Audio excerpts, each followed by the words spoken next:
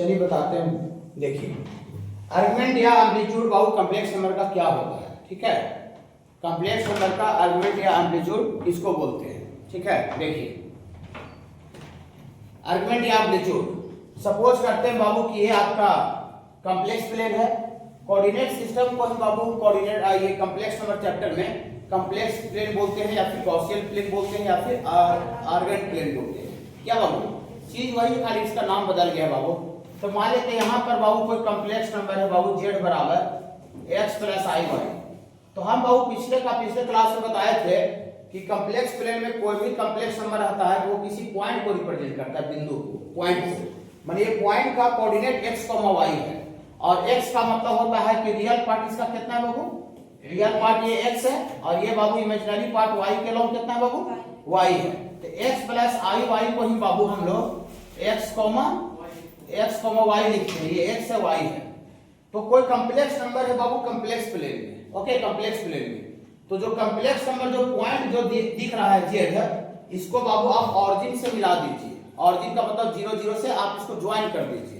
तो ऑरिजिन से बाबू हम मिलाएंगे तो ऐसा आएगा बाबू। देखिए हम ये 0 0 को बाबू हम ये कॉम्प्लेक्स नंबर z से बाबू हम मिला दे रहे हैं, ये बाबू आपका 0 और कॉमा 0 है, मिला दे रहे हैं बाबू। हाँ देखिए अब ये 0 0 से मिलाने के बाद जो ओजेड लाइन आया, ओजेड लाइन, कोई भी कॉम्प्लेक्स नंबर को हम ऑरिजिन से मिलाएंगे तो लाइन बनेगा कि नहीं बनेगा। तो ये ओजेड लाइन जो आया, OZ line positive real axis से, यहाँ पर बाबू एक्स एक्सिस का ही नाम बाबू पॉजिटिव रियल एक्सिस हो जाता है, पॉजिटिव रियल एक्सिस। इधर पीछे क्या बाबू ये नेगेटिव रियल एक्सिस, ये है पॉजिटिव इमेजिनरी एक्सिस और ये क्या है बाबू नेगेटिव इमेजिनरी एक्सिस। जो वाई एक्सिस और एक्स एक्सिस होता है ना, वही चीज है, खाली उसका नाम क्या हो गया है, कॉम्प्लेक्स नंबर चैप्टर में नाम बदल गया है। हम बताए थे कि चीज वही बहुत जगह रहता है, बहुत जगह नाम बदल जाता है, ठीक है, ऐसा होता है। देखिए ये पॉजिटिव रियल एक्सिस है, तो ये ओजेड जो लाइन है वो पॉजिटिव रियल एक्सिस से, ये देखिए पॉजिटिव रियल एक्सिस से एंटी क्लॉकवाइज में, एंटी क्लॉक का मतलब होता है घड़ी के उल्टा, घड़ी के उल्टा। तो घड़ी ऐसे चलता है बाबू। हाँ देखिए अभी 3 बजा है तो 4 5 6 7 ऐसे बजते चलता है।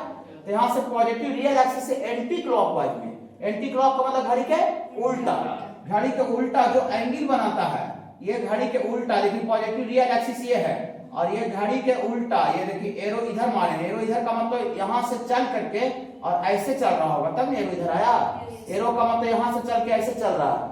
तो पॉजिटिव रियल एक्सिस से एंटी क्लॉकवाइज में जो एंगल बनाता है बाबू, एंटी क्लॉकवाइज में जो कोण बनाता है ओजेड लाइन, ओजेड लाइन जो पॉजिटिव रियल एक्सिस से एंटी क्लॉकवाइज में जो एंगल बनाता है बाबू, इसी एंगल को, इसी एंगल थीटा को बाबू इस कॉम्प्लेक्स नंबर z का आर्गुमेंट या एम्पलीट्यूड बोला गया है।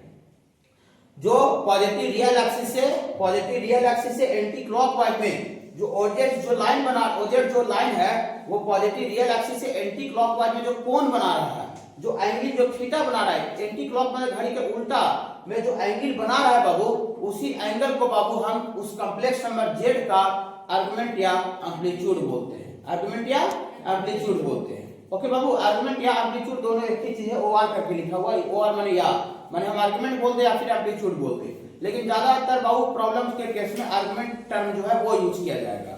आर्गुमेंट मतलब ज्यादा रनिंग टर्म है, ओके, हाँ रनिंग वर्ड है इसमें। एम्पलीट्यूड भी कुछ जगह लिखा रह सकता है। बोलिए सर हमको समझ में नहीं आया सर, फिर से एक बार समझा दीजिए। देखिए ये कॉम्प्लेक्स प्लेन है, coordinate system complex plane.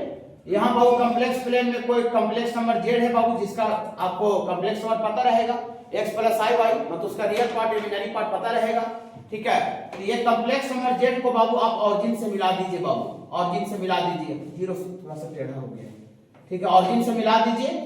Origin से मिलाने के बाद ये पॉजिटिव रियल एक्सिस है, पॉजिटिव रियल एक्सिस से एंटी क्लॉक माने घड़ी के उल्टा, तो घड़ी ऐसे चलता है बाबू, तो घड़ी वैसे नहीं चलना है, घड़ी को उल्टा चलना है, माने यहाँ से उल्टा चलना है, घड़ी जैसे चलता है उसका उल्टा, एंटी क्लॉकवाइज। ये बाबू एंटी क्लॉक, एरो ऐसे मार दीजिए, एरो ऐसे का मतलब समझ रहे हैं, नीचे से ऐसे चल के ऐसे जा रहा है। एंटी क्लॉकवाइज में जो एंगल बनता है उस एंगल को बाबू हम उस कॉम्प्लेक्स नंबर का आर्गुमेंट बोलते हैं या फिर एम्पलीट्यूड बोलते हैं। समझ में आ रहा है किसको आर्गुमेंट बोलते हैं? थीटा एंगल को आर्गुमेंट बोला गया है। और जो थीटा एंगल है वो कॉम्प्लेक्स नंबर को ऑरिजिन से मिलाने के बाद जो ओजेड लाइन बन रहा है, OZ line positive real axis से एंटी क्लॉकवाइज में जो एंगल बनता है, दैट इज कॉल्ड आर्गुमेंट या एम्पलीट्यूड।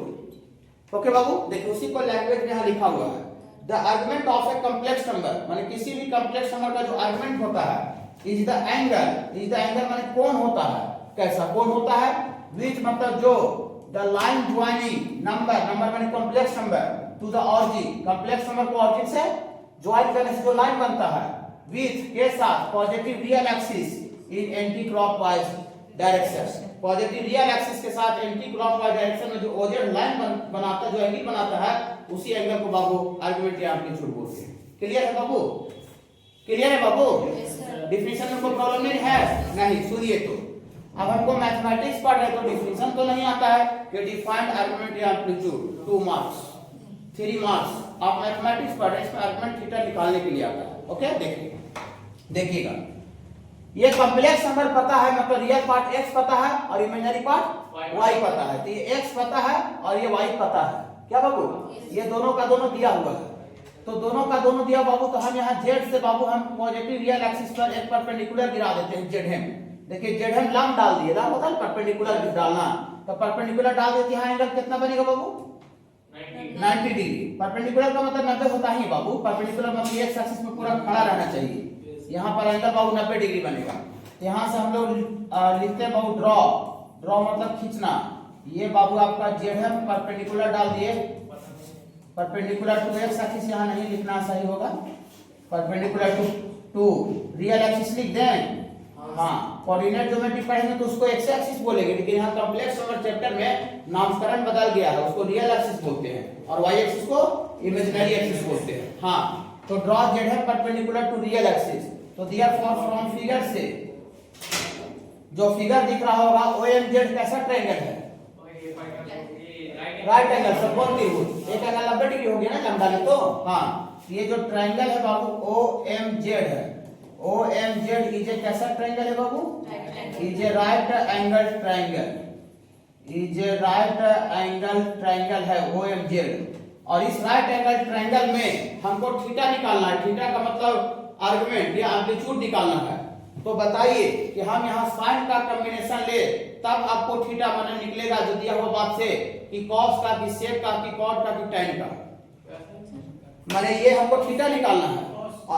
नहीं, देखिए कॉस का वैल्यू बेस बटा हाइपोटेनस होता है, और ये कॉम्प्लेक्स नंबर दिया हुआ है, माने x पता है और y पता है, माने ये x पता है और ये वाला y पता है, तो किसी भी राइट एंगल ट्रायंगल में ये बेस हो गया, अगर ये थीटा के लिए, ये थीटा एंगल के लिए आधार हो गया, ये वाला परपेंडिकुलर लंब हो गया, तो हमको परपेंडिकुलर पता रहता, बेस पता है x और y, तो कौन सा रिलेशन से वो निकलेगा? tan थीटा से, tan थीटा से। साइन से भी निकाला जा सकता है, लेकिन हमको झूठ मूठ के और लंबा कम बढ़ा कर निकाले, साइन थीटा से कोई पाइथागोरस से इसका वैल्यू निकालना पड़ेगा, पाइथागोरस का यूज करके हाइपोटेनस का, फिर साइन और कॉस का निकाल के फिर दोनों एंगल को सेटिस्फाई करेगा, वो थीटा का वैल्यू होगा, सेकंड मेथड में लिखा हुआ है। माने वैसे भी कर सकते हैं, लेकिन किसी चीज को हम कॉम्प्लेक्स का हल करें, फिर मान लेते हम बोतल उठा सकते हैं, यहाँ पर ऐसे देखिए, ऐसे उठा के पी सकते हैं, ठीक ना, उठा के पी सकते हैं, इसके लिए कोई मशीन लगा दे, ठीक ना, मशीन लगा दे बोतल उठाने के लिए, तो दिक्कत है कि नहीं है? जब हम वो काम को डायरेक्टली कर सकते हैं, तो फिर उसमें मशीन लगाने का, उसमें टेक्नोलॉजी लगाने का आवश्यकता भी नहीं है, टेक्नोलॉजी वहां पर लगता है, मशीन वहां लगता है जहां पर वो चीज नहीं होता है, कॉम्प्लेक्स होता है। अब बेंच जो हम मान लेते हैं घसकाना उठाना है, तो हम डायरेक्टली बच्चे को बेंच वाला वहां रख दीजिए, और उसके लिए मशीन है, जानते, फिर फोन कर भैया बेंच थोड़ा सा आगे पीछे करना था, मशीन थोड़ा सा है, कोई डोजर लाइए नहीं, छोटका डोजर पेट वाली कर घुस जाएगा, बोले पगला ठीक है, हाथ वास करो ना, ठीक ना, नहीं बोलेगा कि नहीं बोलेगा? जब हम खुद कर सकते हैं तो डायरेक्टली फिर इनडायरेक्ट का हल करें, तो हम tan थीटा से डायरेक्ट x और y पता है, तो tan थीटा डायरेक्ट थीटा में आ जाएगा ना। हाँ, तो देखिए इस राइट एंगल ट्रायंगल में बाबू हम tan थीटा लिखते हैं, इस राइट एंगल ट्रायंगल में therefore tan theta, tan theta का लिख रहे हैं, समझ गए होंगे? चलिए, तो tan थीटा परपेंडिकुलर बटा बेस होता है, तो परपेंडिकुलर y है और बटा में x है। अब जरा सुनिए, ये तो खैर फर्स्ट क्वाड्रेंट में पॉइंट को मेंशन किया गया है, तो फर्स्ट क्वाड्रेंट में x और y दोनों पॉजिटिव होता है, ठीक है बाबू, लेकिन जब सेकंड क्वाड्रेंट में जब पॉइंट रहेगा तो उसमें x नेगेटिव हो जाएगा और y पॉजिटिव, लेकिन फिर भी थीटा एक्यूट एंगल रहेगा, थीटा एक्यूट एंगल का है, कोई भी राइट एंगल ट्रायंगल में 90 से बड़ा एंगल कोई भी नहीं बन सकता है, 90 एक बड़का होता है, बाकी सब छोटा उससे होता है, तो एक्यूट एंगल के लिए tan थीटा ऑलवेज पॉजिटिव होता है, एक्यूट एंगल के लिए tan थीटा ऑलवेज पॉजिटिव, और should to call it first quadrant में tan पॉजिटिव होता है। इसीलिए बाबू हम अपना सिक्योरिटी के लिए, ताकि हमको कोई गलती आके नहीं काट दे, कोई हमको टोक नहीं दे, फिर ना कोई रोक नहीं दे, इसके लिए हम सिक्योरिटी के लिए मॉडुलस लगा दिए हैं। कोई दिक्कत नहीं, पॉजिटिव भी रहेगा, मॉडुलस लगाने से कोई नुकसान नहीं, लेकिन फायदा कहां होगा, जहां y बटे x का वैल्यू नेगेटिव आएगा वहां मॉडुलस लगाना पड़ जाएगा, नेसेसरी है। तो हम पूरा मॉडुलस से याद कर लेते हैं, ठीक है बाबू। तो tan थीटा बराबर y बटे x का मॉडुलस। अब देखिए अभी तो इनवर्स पढ़ाई नहीं है बाबू, इनवर्स पढ़ना है, ट्रिगोनोमेट्री का ही चैप्टर है, लेकिन 12th में पढ़ना है। फिर अतिलगत में अभी नहीं पढ़ाया हुआ है, लेकिन ऐसा जब हम पढ़ाएंगे तो बोलेंगे कि sin थीटा बराबर सपोज करते हैं अगर 3/4 सपोज कर रहे हैं, ठीक है, तो यहाँ से थीटा लिखाइएगा ना बाबू, तो जो 60 हो जाता है इनवर्स के फॉर्म में लिखाता है, ये पढ़ना 12th में है, यहाँ थोड़ा सा यूज आ रहा था, सब के लिए होगा sin इनवर्स 3/4। sin थीटा बराबर अगर 3/4 है तो यहाँ थीटा लिखिएगा कि जो sin है ना उधर जाके इनवर्स हो जाएगा, या इधर cos थीटा रहेगा तो उधर थीटा, इधर थीटा निकालेगा तो cos इनवर्स हो जाएगा, tan थीटा रहेगा तो थीटा बराबर tan इनवर्स हो जाएगा। ओके, ये पढ़ना है, 12th में पढ़ना है। तो यहाँ से बाबू थीटा बराबर क्या होगा बाबू, ये tan है, उधर जाके इनवर्स हो जाएगा, तो ये tan इनवर्स y बटा x का मॉडुलस, थीटा बराबर tan इनवर्स y बटा x का मॉडुलस। ओके, ये थीटा आ गया, घबराइए कि नहीं, ठीक ना, घबराने से कोई फायदा नहीं है। यही थीटा को बाबू हम लोग आर्गुमेंट ऑफ z बोलते हैं, आर्गुमेंट ऑफ z मतलब कॉम्प्लेक्स नंबर। इसको बाबू अपना लैंग्वेज में इस तरह से लिखा करेंगे, देखिए ऐसा लिखा करेंगे, घबराइएगा नहीं। देखिए थ्योरी अभी हो जाएगा, फिलहाल आज क्या करें, टेस्ट कैंसिल करते हैं, बहुत सा चोर मजा मार लिया है। आर्गुमेंट ऑफ z नहीं लिख ही रहे हैं,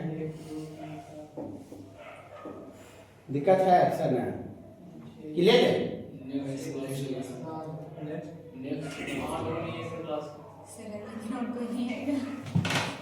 देखिए वही दिक्कत हो रहा है बाबू यहाँ पर, ठीक ना, बाहर में क्लास में।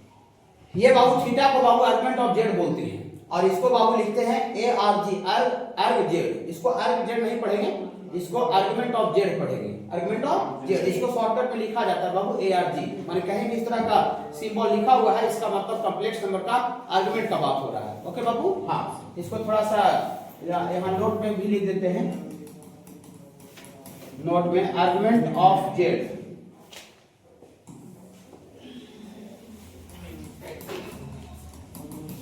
argument of z is argument of z is denoted by a r g z, argument of z। इस तरह से argument of z को बाबू सूचित करते, रिप्रेजेंट करते हैं। इतना ही का कांसेप्ट नहीं, इसमें थोड़ा सा और है। सपोज करते हैं कि जो कॉम्प्लेक्स नंबर जो z है बाबू, वो तो कोई क्वाड्रेंट में हो सकता है। अगर x यहाँ रियल पार्ट नेगेटिव हो गया और y इमेजिनरी पार्ट पॉजिटिव हो गया, तो कौन सा क्वाड्रेंट में लाई करेगा, x नेगेटिव और y पॉजिटिव, किस क्वाड्रेंट में होगा, सेकंड क्वाड्रेंट में होगा। हाँ, तो अगर कोई कॉम्प्लेक्स नंबर बाबू सेकंड क्वाड्रेंट में हो गया, दूसरा क्वाड्रेंट में, तो देखिए क्या घटना घटेगा। देखिए ये कॉम्प्लेक्स प्लेन है, यहाँ बाबू दूसरा क्वाड्रेंट में है, z बराबर x प्लस आई वाई। तो दूसरा क्वाड्रेंट में बाबू यहाँ पर हम लोग ऑरिजिन से कॉम्प्लेक्स नंबर z को मिलाएंगे बाबू, तो ये जो OZ जो लाइन है बाबू, ये जो OZ लाइन है, ये पॉजिटिव रियल एक्सिस ये है बाबू, पॉजिटिव रियल एक्सिस ये है, और पॉजिटिव रियल एक्सिस से एंटी क्लॉकवाइज में जो एंगल बनाता है, तो पॉजिटिव रियल एक्सिस ये है, ऐसे एंटी क्लॉक घड़ी के उल्टा, ये देखिए घड़ी के उल्टा ऐसे चलाए, घड़ी के उल्टा जो एंगल बनाता है, इसी एंगल को क्या बोला जाता है बाबू, आर्गुमेंट, अकॉर्डिंग टू डिफिनेशन। हाँ, किसी भी कॉम्प्लेक्स नंबर को ऑरिजिन से मिलाते हैं तो OZ जो लाइन बनता है, ये पॉजिटिव रियल एक्सिस से हमेशा लेना है, वो भी एंटी क्लॉकवाइज में, घड़ी के उल्टा। एंटी क्लॉक मतलब होता है घड़ी के उल्टा, जैसे घड़ी चलता है उसका उल्टा चलाना है। यहाँ से एंटी क्लॉकवाइज में जो एंगल बनता है, that is called argument, argument of complex number. आप जरा सुनिए, अभी यहाँ थीटा ऐसे करके परपेंडिकुलर डाल करके, और यहाँ पर हम राइट एंगल ट्रायंगल बना करके tan थीटा निकाल दे रहे थे, लेकिन क्या ये थीटा जो एंगल बन रहा है, क्या उस एंगल को लेकर के क्या राइट एंगल ट्रायंगल बनाया जा सकता है? नहीं बनाया जा सकता। बोले क्यों नहीं बनाया जा सकता? क्योंकि ऑब्टूज एंगल है, और किसी भी राइट एंगल ट्रायंगल में ऑब्टूज एंगल होता ही नहीं है। तो बोलिए सर, तो फिर ये राइट एंगल ट्रायंगल इसमें जब ये वाला एंगल को लेकर नहीं बनेगा, तो फिर आप tan थीटा लिखिएगा कैसे? और tan थीटा नहीं लिखिएगा तो फिर y थीटा निकलेगा कैसे? फिर बोलिएगा कि नहीं बोलिएगा? तो देखिए क्या करते हैं, क्या दिक्कत है समझ रहे बाबू? देखिए, हाँ, इस पे ये ऑब्टूज एंगल है बाबू, अधिक कोण 90 से बड़ा, और 90 से बड़ा किसी भी राइट एंगल ट्रायंगल में कोई एंगल नहीं होता है, नहीं बनता है। ये वाला एंगल को लेकर के हम समकोण त्रिभुज राइट एंगल ट्रायंगल नहीं बना सकते हैं। और जब नहीं बनाएगा तो tan theta sin theta cos theta कैसे लिखिएगा? sin theta cos theta tan theta बहुत किसी राइट एंगल ट्रायंगल में खाली होता है, कोई जैसा तैसा ट्रायंगल में नहीं होता है। ओके बाबू, हाँ देखिए घबराइए नहीं। तो हम एक चाल चलते हैं, दिमाग लगाते हैं। देखिए हाँ, यहाँ हम अभी जेड से रियल माने एक साइड से रियल एक्सिस पर हम लंब डाल रहे थे, अभी हम यहाँ से परपेंडिकुलर गिरा देते हैं, कोई दिक्कत नहीं है। ये इसका रियल पार्ट x है, माने ये वाला क्या होगा बाबू? x और ये y। कोई नहीं सर, सेकंड क्वाड्रेंट में तो -x में लिखिएगा, नहीं x अननोन नंबर है, x का वैल्यू जो होगा वो नेगेटिव होगा। x के जगह पर -4 होगा, -10 होगा, -20 होगा, x तो अननोन नंबर है, उसमें वेरिएबल में माइनस प्लस नहीं लगाते हैं। वो वेरिएबल का जो वैल्यू दिखाएगा ना सिचुएशन सेकंड क्वाड्रेंट में वो नेगेटिव होगा। ओके हाँ, तो ये आपका x नेगेटिव है, लेकिन इतना जरूरी है कि x नेगेटिव है और y क्या है बाबू? पॉजिटिव। तो हम यहाँ परपेंडिकुलर डाले बाबू, लंब डाले, तो अब परपेंडिकुलर डालने से देखिए ट्रायंगल कैसा ट्रायंगल बन गया बाबू? Right angle triangle. एक एंगल 90 डिग्री हो गया। तो बोली सर इधर ट्रायंगल बना के आप क्या कीजिएगा, बता रहे बाबू। देखिए देखिए देखिए, ये वाला एंगल को बाबू हम ये जो ग्रीन कलर बना रहे हैं इसको अल्फा बोलिए, छोटा वाला। तो अल्फा तो एक्यूट एंगल है। तीसरा एंगल ट्रायंगल जो बना हुआ है, इसमें कोई पूछे कि ये बाबू tan अल्फा बताओ ना जी, बोले tan अल्फा सर लंब बटा आधार सर, परपेंडिकुलर बटा बेस सर। हाँ, तो परपेंडिकुलर बटा बेस y बटा x का मॉडुलस लगाना देखिए हर हर में जरूरी हो गया है। कहे कि यहाँ x नेगेटिव है और y पॉजिटिव, तो पॉजिटिव बटा नेगेटिव नेगेटिव हो जाएगा, लेकिन अल्फा एक्यूट एंगल है, तो एक्यूट एंगल में tan कभी नेगेटिव हो ही नहीं सकता है क्या, इसीलिए मॉडुलस के साथ दिए हैं। बोली तो क्या कीजिएगा सर, tan अल्फा तो ठीक है, y हमको पता है सर, x पता है, तो आप अल्फा लिख दीजिएगा, अल्फा यहाँ से tan इनवर्स। लेकिन सर हमको आर्गुमेंट ये वाला थीटा नहीं है सर। हाँ वही है सर, वही है, लेकिन हम यहाँ से छोटका एंगल अल्फा निकाल दिए। हाँ, अब पूरा हम जानते हैं कि एक लाइन पर यहाँ से पूरा ये जो एंगल होता है स्ट्रेट एंगल, ये स्ट्रेट एंगल 180 होता है, जानते हैं पाई इसको बोलते हैं रेडियन में। तो पाई में से अगर हरा का छोटका घटा दे तो बड़का थीटा बचेगा कि नहीं बचेगा? बड़का थीटा बचेगा। हाँ, तो ये जो आर्गुमेंट ऑफ जेड इस केस में जो थीटा होगा सेकंड क्वाड्रेंट में, ये पाई का मतलब पूरा यहाँ से यहाँ तक 180 में से हरा वाला को छोटा एंगल को निकाल देते हैं। तो छोटा एंगल को निकाल देंगे तो बड़ा एंगल थीटा बचेगा कि नहीं बचेगा? हाँ, तो ये पाई माइनस अल्फा होगा। अल्फा का वैल्यू ये होगा tan इनवर्स y बटा x का मॉडुलस।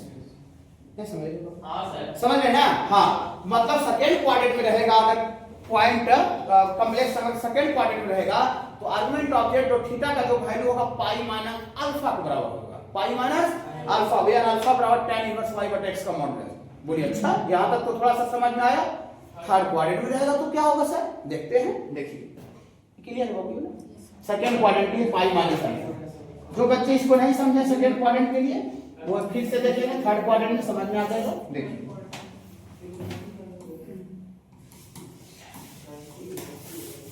देखिए, जो लड़की आती है ना जो 7 रैंक है, ठीक ना,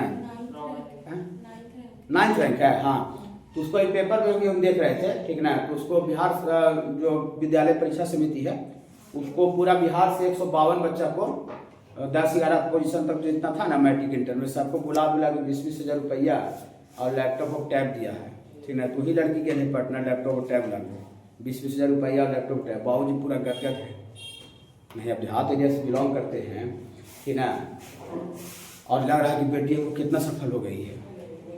20-20 हज़ार रुपया मिलेगा और लैपटॉप टैब मिलेगा नहीं होगा, ठीक है, वो भी उतना पटना उस तरह का स्टेज पर बहुत प्राउड फील होगा शायद ना।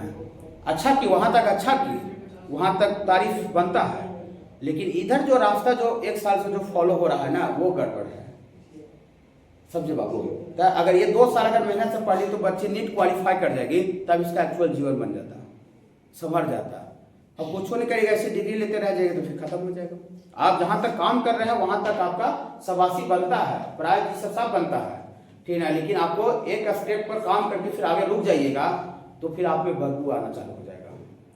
नहीं, जैसे देखिए हम कल भी जिंदा थे, आज भी जिंदा है, ठीक है, तो कोई दिक्कत नहीं हो रहा है, ठीक है, कल भी उसको आगे भी जिंदा रहेंगे, कोई दिक्कत नहीं होगा। लेकिन जिस दिन से आदमी मर जाता है, रुक जाता है, ठीक है, तुरंत बदबू आना चालू हो जाता है कि नहीं? नेचर से सीखिए, ठीक है, जब तक चलते रहता है उसमें बदबू नहीं आता है, ठीक है। पानी भी, नाली का पानी जैसे अथी है नदी का पानी, तो नदी का पानी बह रहा है उसमें बदबू नहीं आता है। और अभी देखिए बोधगया रोड में जाइए तो बालू उठाने के लिए पानी को पूरा रोक दिया है, पानी को मैंने बांध दिया, पानी को रोक करके इधर मैंने सुखा दिया नदी को, तब ना बाल उठाएगा।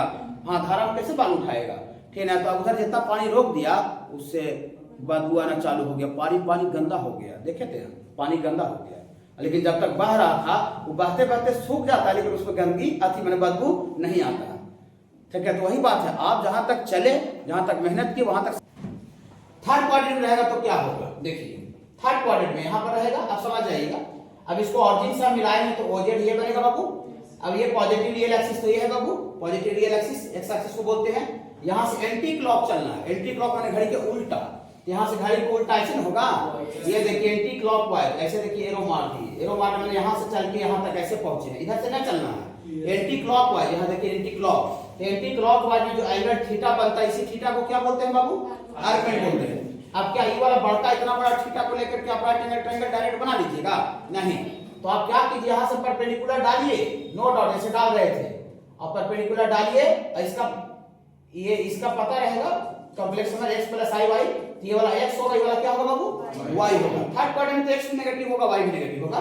तो हम क्या करते हैं, हमको ये वाला बड़ा वाला एंगल निकालना है, बड़ा वाला पूरा यहाँ से यहाँ तक एंगल निकालना है। लेकिन हम एक चाल चलते हैं, वो चाल आपको भी समझ में आ गया होगा। हम क्या करते हैं बाबू, चाल ऐसा चलते हैं कि ये छोटा वाला जो एंगल है बाबू, ये वाला, ये छोटा वाला, ये अल्फा इसको बोल रहे हैं, पीला वाला।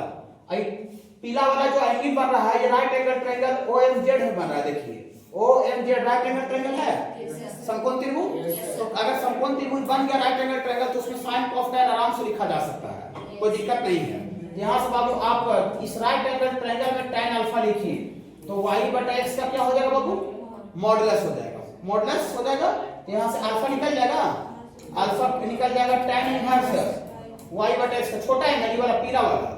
लेकिन हमको ये पूरा यहाँ से यहाँ तक बढ़ता चाहिए, तो बढ़ता चाहिए तो क्या करना पड़ेगा, देखिए यहाँ से यहाँ तक एंगल कितना होता है, स्ट्रेट एंगल कितना होता है, पाई में 180। आई पाई में ये अगर छोटा वाला जोड़ दे, मान ये वाला एंगल भी छोटा जोड़ दे, तो पूरा यहाँ से यहाँ तक एंगल निकल जाएगा कि नहीं निकल जाएगा। तो ये पूरा जो आर्गुमेंट ऑब्जेक्ट थीटा होगा कितना बराबर होगा, पाई प्लस अल्फा, समझ रहे बाबू ना। तो तीसरा क्वाड्रेंट में कॉम्प्लेक्स नंबर है तो उसका आर्गुमेंट ऑब्जेक्ट कितना होगा बाबू, पाई प्लस अल्फा होगा। समझ पा रहे हो थोड़ा थोड़ा। हाँ, अब फोर्थ क्वाड्रेंट में रहेगा तो देखिए क्या घटना घटता है। देखिए फोर्थ क्वाड्रेंट में रहेगा, फोर्थ क्वाड्रेंट में कॉम्प्लेक्स नंबर रहेगा, तो यहाँ ऑरिजिन से इसको मिलाइएगा, और ये पॉजिटिव रियल एक्सिस से, पॉजिटिव रियल एक्सिस से बाबू ये वाला एंगल को ना थीटा बोलते हैं बाबू। लेकिन हम लोग यहाँ से परपेंडिकुलर गिरा करके x से y है, छोटा ही अल्फा एंगल निकाल दीजिए, तो tan अल्फा यहाँ भी कितना हो जाएगा बाबू, y/x का मॉडुलस, यहाँ से अल्फा निकल जाएगा। लेकिन हमको ये हरा वाला एंगल चाहिए, हरा वाला ग्रीन वाला। तो पूरा आप जानते हैं कि एक चक्कर ऐसे पूरा घूम जाते हैं, पूरा यहाँ से यहाँ तक एक एक्सिस का काटते हैं, 2 पाई होता है 160, और 2 पाई में से छोटा को अगर घटा दे तो पूरा पूरा पूरा यहाँ से यहाँ तक छोटा को बाहर निकाल देती, जो ये वाला है, ये वाला बचेगा कि नहीं बचेगा, यही आपको आर्गुमेंट ऑब्जेक्ट है। तो फोर्थ क्वाड्रेंट में रहेगा तो 2 पाई माइनस अल्फा होगा, पूरा 2 पाई में से छोटा को बाहर निकाल दीजिए। समझ पा रहे हैं। हाँ, मतलब जैसे जैसे क्वाड्रेंट चेंज होगा तो वैसे वैसे बाबू आपको आर्गुमेंट निकालने का तरीका क्या होते चला जाएगा, चेंज करता जाएगा। तो ऐसा लिख देते हैं, देखिए ये कॉम्प्लेक्स प्लेन है, y एक्सिस ऑरिजिन और x एक्सिस, घबराइएगा नहीं। पहला क्वाड्रेंट में अगर रहेगा तो थीटा का वैल्यू, थीटा और अल्फा दोनों बराबर होगा, फर्स्ट क्वाड्रेंट रहेगा तो। और दूसरा क्वाड्रेंट में अगर कॉम्प्लेक्स नंबर रहेगा तो थीटा का वैल्यू पाई माइनस अल्फा, समझा के लिखे थे। और ये तीसरा क्वाड्रेंट में रहेगा तो थीटा बराबर पाई प्लस अल्फा होगा, और चौथा क्वाड्रेंट में रहेगा तो थीटा बराबर 2 पाई माइनस अल्फा होगा। बोलिए सर वेयर अल्फा कितना होगा सर, अल्फा ये है बाबू, वेयर tan अल्फा का वैल्यू कितना सामने आ रहा था बाबू, y/x का मॉडुलस ना, यहाँ से अल्फा बराबर हो जाएगा tan इनवर्स y/x का मॉडुलस। मतलब जहां जहां अल्फा आपको है तो अल्फा का वैल्यू ये लेना है आपको, tan इनवर्स y/x का मॉडुलस। ओके बाबू, ये डिफरेंट डिफरेंट अलग अलग क्वाड्रेंट के अकॉर्डिंग आर्गुमेंट निकालने का कांसेप्ट हो गया। कैसे है समझ आ रहा है बाबू, इसको थोड़ा लिखिए, क्वेश्चन थोड़ा है, find the argument of complex number.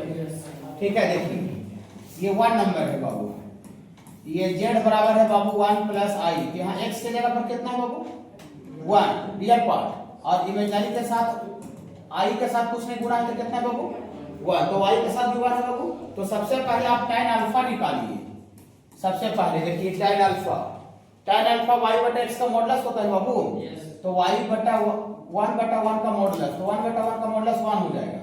आप सुनिए, बहुत जगह पर tan अल्फा का जो वैल्यू यहाँ पर 1 जो आया, तो हम अल्फा का वैल्यू जानते हैं 45 डिग्री होगा π/4, tan 45 का वैल्यू 1 होता है। लेकिन बहुत जगह आ जाएगा 3/4, ठीक है 3/4, 7/3 आ जाएगा, तो 7/3 12/15 आ जाएगा, तो 12/15 से तो जाते हैं। तो जब नहीं जानिएगा तो उसको उधर जाके इनवर्स के फॉर्म में लिखिएगा, जहां एंगल नहीं जानिएगा। लेकिन माने तो एंगल जानने वाला है, 30 डिग्री का वैल्यू आ गया, 60 डिग्री आ गया, 0 डिग्री आ गया, 90 आ गया, 45 आ गया, तो उसका तो वैल्यू हम एंगल जानते हैं। तो जो एंगल आपको पता है स्टैंडर्ड एंगल, उसको आप एंगल लिख दीजिएगा। तो tan में किसका एंगल 1 होगा बाबू? 45 डिग्री का। माने अल्फा की जगह पर यहाँ कितना होना चाहिए बाबू? फॉर जो भी आंसर बाबू रहेगा वो रेडियन में रहेगा, डिग्री में आंसर नहीं रहेगा, कहीं भी नहीं रहेगा। तीसरी हम भी बाबू उसको रेडियन में लिख रहे हैं, π/4 रेडियन, समझते हैं रेडियन डिग्री, पहला चैप्टर क्वाड्रेटिक। हां चलिए, लेकिन ये जो कॉम्प्लेक्स नंबर है बाबू z बराबर 1 + i, इसमें x भी पॉजिटिव है, रियल पार्ट भी और इमेजिनरी पार्ट भी पॉजिटिव है, तो दोनों का दोनों पॉजिटिव है, तो किस क्वाड्रेंट में होगा? First quadrant. दोनों का दोनों पॉजिटिव तो फर्स्ट क्वाड्रेंट में रहता है। ये जो कॉम्प्लेक्स नंबर है लाइज इन कौन सा क्वाड्रेंट में है बाबू? ये बाबू आपका फर्स्ट क्वाड्रेंट में है। तो फर्स्ट क्वाड्रेंट में है, तो देयरफॉर आर्गुमेंट ऑफ z, ये थीटा का जो वैल्यू होगा पहला क्वाड्रेंट में, वो थीटा का जो वैल्यू है वो अल्फा के बराबर होगा पहला क्वाड्रेंट के लिए। अगर वही दूसरा में रहेगा तो थीटा का वैल्यू पाई माइनस अल्फा होगा। तो बता रहे सब अगला वैरायटी का क्वेश्चन है। तो थीटा का वैल्यू अल्फा बराबर होगा, मतलब ये आपको π/4, माने आर्गुमेंट ऑफ z बाबू आपको आ गया π/4। कोई दिक्कत है क्या? माने इस कॉम्प्लेक्स नंबर को ऑरिजिन से ज्वाइन कीजिएगा, तो पॉजिटिव एक्स एक्सिस से पॉजिटिव रियल एक्सिस से कितना एंगल बनाएगा बाबू? π/4, 45 डिग्री का एंगल बना रहा है। ये एंगल निकल गया। ये आपको कोऑर्डिनेट ज्योमेट्री जब पढ़ाएंगे तो वहां भी पढ़ाई करना है कोऑर्डिनेट, लेकिन वहां का नाम बदल गया है, वहां पोलर और कार्टेशियन हो गया है, पोलर फॉर्म। देखिए यहां बता देते थोड़ा